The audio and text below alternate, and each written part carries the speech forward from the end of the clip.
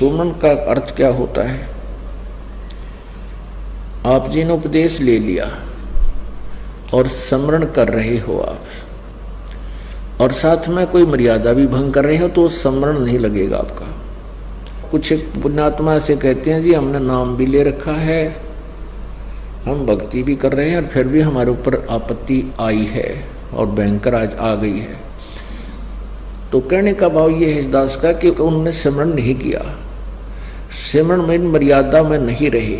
मर्यादा टूट जाने से ऐसी दिक्कत आ सकती है, अन्यथा नहीं आ सकती। तो सिमरण का तात्पर्य है कि परमात्मा कहते हैं दुख में सुमन सब करें, सुख में करे ना कोई। आप दुखी हो, आपको राहत मिली, सुखी हुए, कुछ दिनों के बाद आप इतने भूल जाते हो सत्संग के अभाव से, और फिर गलतियां प्रारंभ कर देते हो। लोक लाज में आके, लोक लाज में आके गुरुजी के द्वारा दिए गए आदेश की अवहेलना कर देते हो, उल्लंघन कर देते हो, मर्यादा तोड़ देते हो, तो काल का दाव लग जाता है। कुछ एक ऐसे भक्त हैं जिनके पिछले पुण्य अच्छे होते हैं, और वो पुण्यों के कारण, पिछले पुण्य तो हैं ही, उन पुण्यों के कारण वो सुखी है। जिस इस नकली लोक में जिसको हम सुख मानते हैं वो संसारिक दृष्टि से सुखी है, और उसने उपदेश भी ले लिया है। और एक ऐसा प्राणी है जिसके पूर्व जन्म के पुण्य गणे नहीं है, उस पर आपत्ति आ गई है। परमात्मा कबीर जी की शरण में यहाँ आ गया है, आने से उसने नाम लेने से लाभ शुरू हो गया है। तो कुछ दिनों के बाद उसको दुख आने बंद हो जाएंगे, क्योंकि पुण्य बढ़ जाएंगे, पाप समाप्त कर देता है परमात्मा।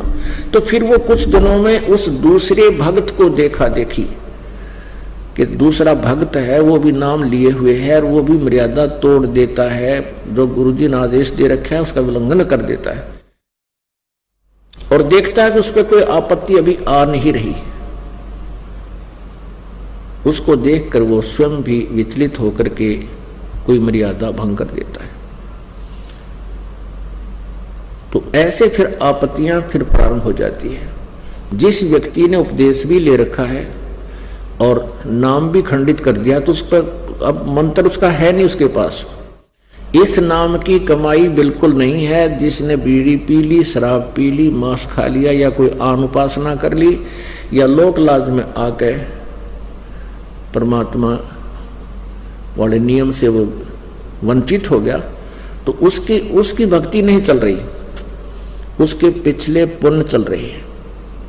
और वो सत्संग भी आ जाता है, नहीं भी आता है, बीड़ी भी पीता है, एक आदमी में गुट्टी भी ला लेता है, और वो फिर भी कहता मैं संत रामपाल का शिष्य हूं। वो कह रहा है पर वो दास का शिष्य नहीं है।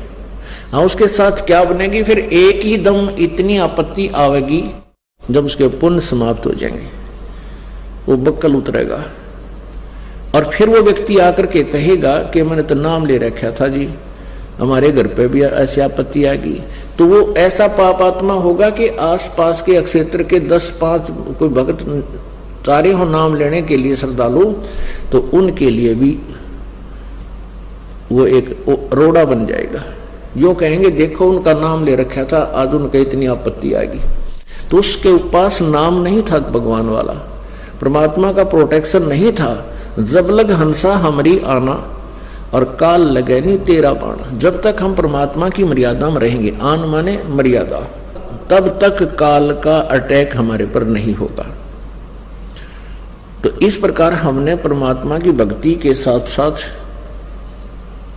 मर्यादा की भी आवश्यकता पड़ती है। जैसे हमने खेत में बीज दिया, समार भी दिया, बीज भी डाल दिया, डोल बनाई नहीं, उसकी डोली नहीं बनाई, उसके चारों तरफ मेड़ नहीं बनाई, डोला नहीं बनाया, तो पानी डालेंगे वो भी इधर उधर बिखर जाएगा, खाद डालेंगे वो भी इधर उधर बिखर जाएगा, तो फसल नहीं तैयार होगी। तो मर्यादा एक डोल बनेगी, और ये अति आवश्यक है। इसमें परमात्मा की भक्ति को रोकने के लिए इसको